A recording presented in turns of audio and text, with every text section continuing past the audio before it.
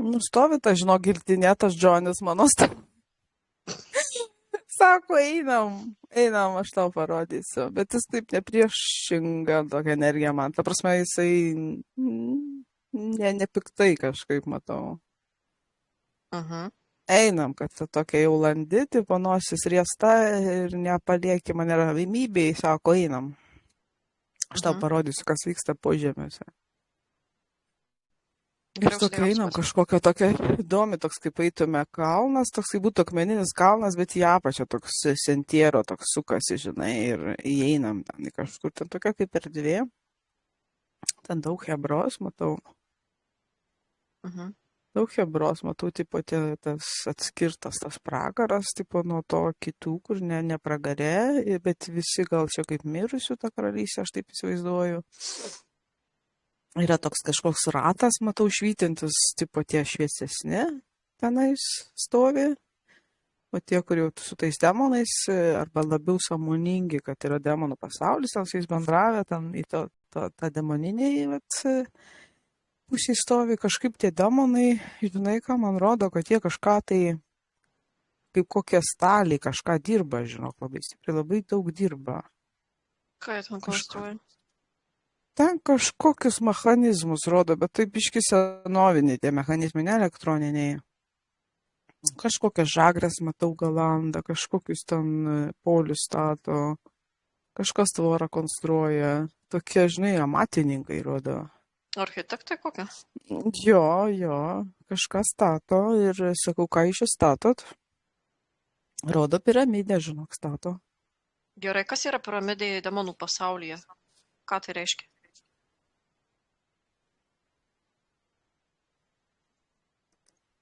Ta piramidė rodo tokia gal apgriuvusi, žinai, gal kažkoks restauravimas vyksta. Nes rodo, žinai, kai būna archeologiniai tokie statiniai, žinai, pabirėjusiam tokiam sienom ir tokie padaro tokius polius medinius, žinai, aplink tokius apstato, tai matau, va tie poliai ten statomi iš medžio, kad jie galėtų lipti viršų ir ten kažkokiais kaltukais, matau, kažką ten skaptuoja. Gerai, kokia yra prasmė šio viso proceso, ką jūs siekėt tą piramidės atstatymų? Iš vis kur ta piramidė yra? Ar ji yra mūsų žemės erdvė, ar ji yra nukanalizuota kažkur?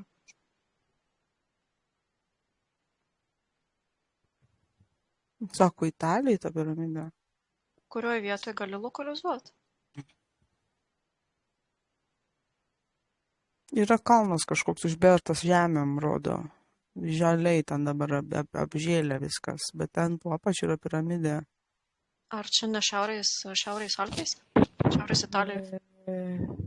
Rodo, kad ne pietuose, bet rodo kažkaip, žinai, kaip yra Italija, jeigu žiūrėtum žemėlapį, tai kairiai pusėje, biškiai aukščiau, bet gal taip kaip Dženova, čia kažkur vietoj, kur ten tos yra 5 žemės, kažkaip sako Cinque Terre, 5 žemės, kažkur toj vietoj kažkoks gal yra miškas, žinai, tak žalumą matau. Taip, yra tenai miškas didelis. Kažkoks miškas jo yra apaugę, ten nelabai eina. Žmonės šiaip praeina, tie vaikšto, matau, tie, kur sportuoja, žinai, keliauja. Ten kažkokia labai stipri energetinė vieta, tokia užeina tokia ramuma. Nu, atsikabino tarsi kaip nuo to matricinio pasaulio, toks užeina, toks kažkokia filosofinė tokia vaibelis. Sako, mes ją atstatinėjom, tie demonai, bet aš matau, kad ten labai svarbus vyksta ir tarptukus, ten tipo ne tuose demonuose gyvena, ne tarptų demonų gyvena, o priklauso kažkokiam išrinktųjų ratui. Ir aš matau, kad ten yra kažkoks kaip susirinkimas, matai, toks, žinai, kaip būtų didelis reikšmės kažkoks kaip grinai, kaip koks, žinai, kaip koncertas būtų, bet nedainuoja, o šneka. Kažkas atvykę ten atrodo kaip kokia, nu, matau, kažkoks elfas baltas, toks baltais plaukais, su lasda. Ten kažkoks ir juodas, žinai, kaip įeičiau kokio Hario Poterio kokią mokyklą, žinai. Taip. Kur yra ten tie mokytojai, žinai, visokie juodas, ten baltas, mėlynas, kažkoks trolis, dar kažkas, o tokie stovi, žinai, ir tipo kažkoks vyksta kaip kursai kažkokie. Tie, kas klausosi, jie turi maginių galių, bet jie visi numirę, ta prasme, aš matau čia mirusios sielos. Jie kalba apie tai, kad kai atgims, bus labai rimtų reikalų,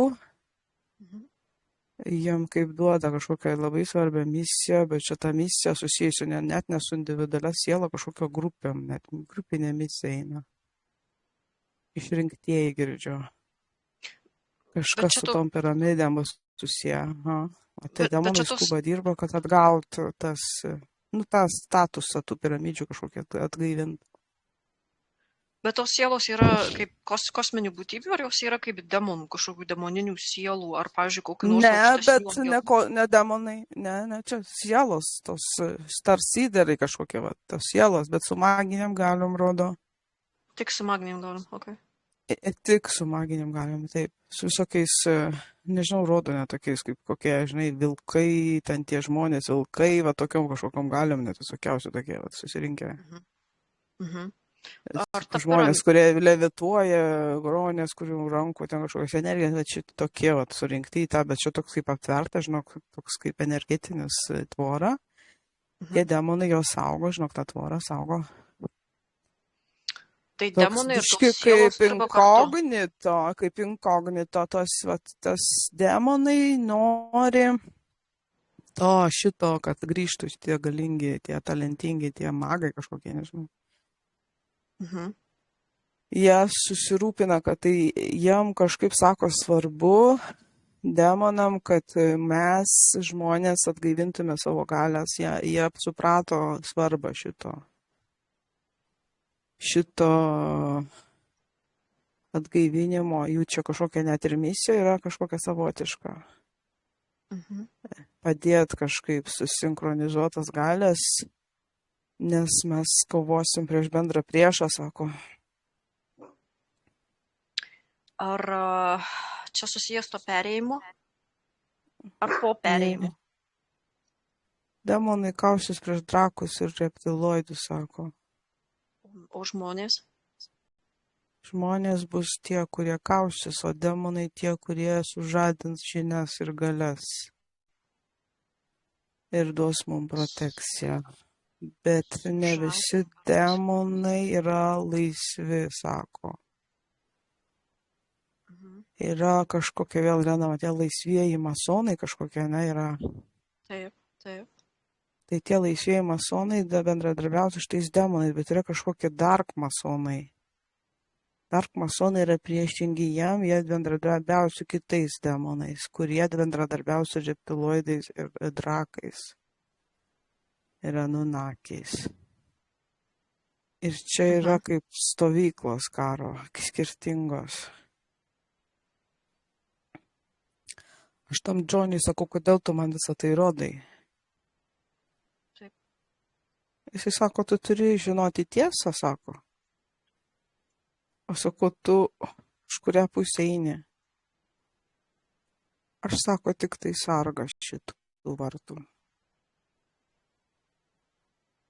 Aš saugau, saugo tas žinias kažkaip, kad čia yra tie du klanai, kad yra tas underworld kažkoks, sako, ir aš saugau, kad kažkaip taip sako, kaip turgaus bobos, kad neišneštų tų žinių, kam nereikia, nes tie pletkai nueitų pada pas tuos, kam nepalanku. Aš sako, esu už balansą, kažkaip sako, už balansą aš esu. Kad viskas įvyktų natūraliai. Kaip man atpažinti tą, pavyzdžiui, tą žmogų, kuris priešingoj pusėj stovi? tą, sakykime, kaip čia juos pavadinti. Nenoriu to žodžio garsiai sakyti. Nu, ta organizacija priklauso, kur eina už tamsos pusę. Taip. Aha.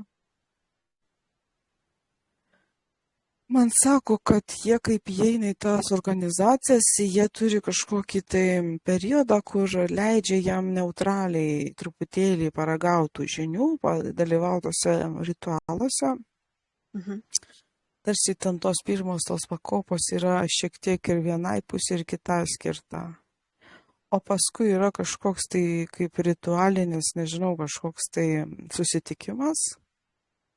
Ir tada vyksta, bet čia kažkaip energetiškai vyksta tas persivertimas sielos. Ta siela tokia kaip veidrodė, žinai, tokia juoda balta ir jinai rodo tada, kuri pusė stipresnė, ta ir persiverčia. Ir kartą persivertus kažkaip įeini į tą klaną, viskas tave įrašo į tą juodas ar baltas tada. Mhm. Ir tai yra kažkaip, tu negali to nei sumanipuliuoti, nei ne. Kažkaip tu esi pasiruošęs būti arba tuo. Jie tarsi net kažkaip žino, kad kurią pusę pasirinksi tie, kas ten tave vilioja į tą, tos, žinai, ratus visus.